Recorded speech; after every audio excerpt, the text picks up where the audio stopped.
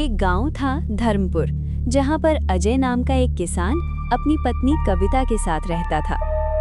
अजय के पास गांव के बाहर एक खेत था। उसी खेत के बगल में एक पीपल का पुराना पेड़ खड़ा था। गांव में ये डर था कि उस पेड़ पर एक चुड़ैल का साया है और रात होते ही वहां कोई भी नहीं जाता था। एक दिन गांव के दो लोग बात कर रहे होते हैं। अरे भाई, जो अजय का खेत है वहाँ एक चुड़ैल है, वहाँ जाना सही नहीं है हम लोगों का। हाँ भाई, मैं तो अब उसके खेत में नहीं जाता हूँ और रात में तो कभी नहीं जाऊंगा।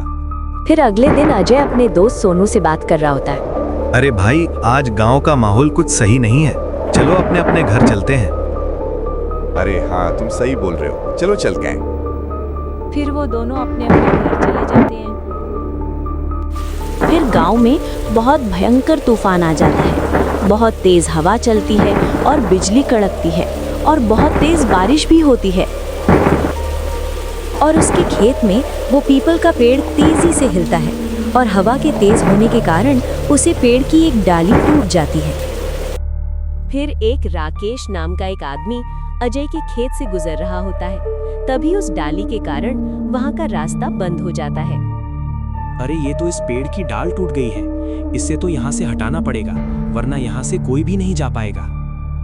फिर राकेश वहां से चला जाता है और अजय के पास आता है।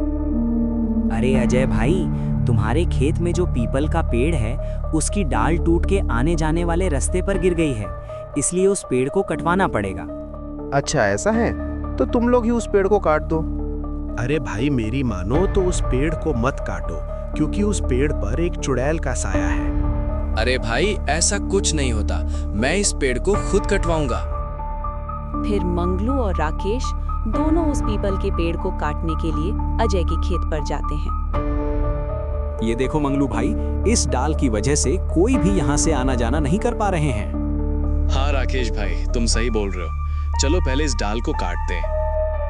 फिर वो दोनों पहले उस डाल को काट देते हैं, फिर बाद में उस पेड़ को भी काट देते हैं। फिर वह दोनों उस पेड़ को काट के वहां से चले जाते हैं। अरे अजय, हम दोनों ने मिलकर उस डाल के साथ साथ उस पेड़ को भी काट दिया है।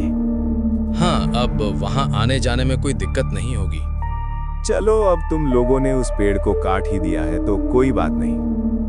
तुम लोगों ने ये सही नहीं किया है उस पेड़ को काटकर। फिर अजय शाम को अपने घर पर आता है। अजय, तुम आते? हाँ कविता, तुम्हें पता है, जो हमारे खेत में पेड़ था ना, उसे मंगलू और राकेश ने काट दिया है। अब हमें डरने की कोई जरूरत नहीं है। अरे अजय, तुम लोगों ने ये गलत किया।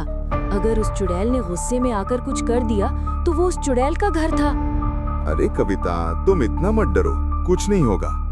फिर वो चुड़ैल रात में उस पेड़ के पास आती है और गुस्से में कहती है, तुम गांव वालों को ऐसा नहीं करना चाहिए था। अब तुम लोगों को इसकी कीमत चुकानी पड़ेगी। अब मैं पूरे गांव को खंडर बना दूंगी।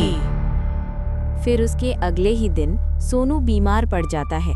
उसे सांस लेने में दिक्कत होती है और उसका शरीर सुन्न पड़ जाता है। अरे कोई अजय को बुलाओ, मेरी हालत खराब हो रही है।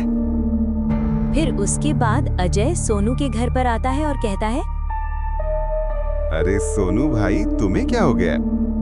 अरे अजय भाई, मेरी तबीयत बहुत खराब है, कुछ करो वरना मैं मर जाऊंगा। अरे सोनू भाई, चलो मैं तुम्हें हॉस्पिटल लेकर चलता हूँ, तुम्हें कुछ नहीं होगा। फिर अजय सोनू को हॉस्पिटल ले जाता है और पर डॉक्टर को उसकी बीमारी पता नहीं चलती और फिर सोनू मर जाता है।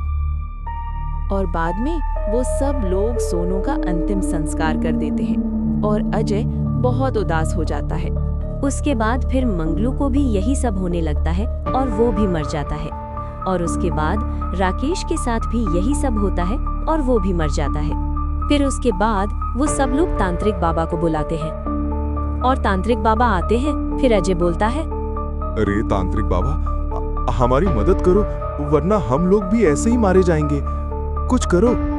फिर तांत्रिक बाबा शांत होकर ध्यान लगाते हैं और डरते हुए बोलते हैं, अरे तुम लोगों ने बहुत बड़ी गलती कर दी है, वो उस चुड़ैल का घर था। फिर ये बोलकर तांत्रिक बाबा वहां से जाने लगते हैं। तभी एक धमाका होता है और वो मर जाते हैं। आया बड़ा इन लोगों को बचाने के लिए मैं इस पूरे गांव को खंडर बना दूंगी।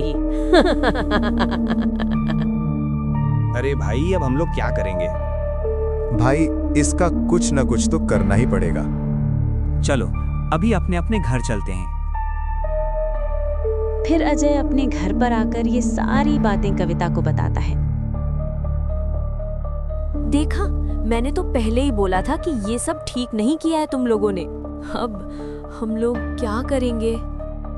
फिर उसी रात अजय के साथ भी यही सब होने लगता है और वो भी बीमार पड़ जाता है। अरे अजय, तुम्हें ये क्या हो गया है? कहीं ये उस चुड़ैल ने तो नहीं कर दिया है?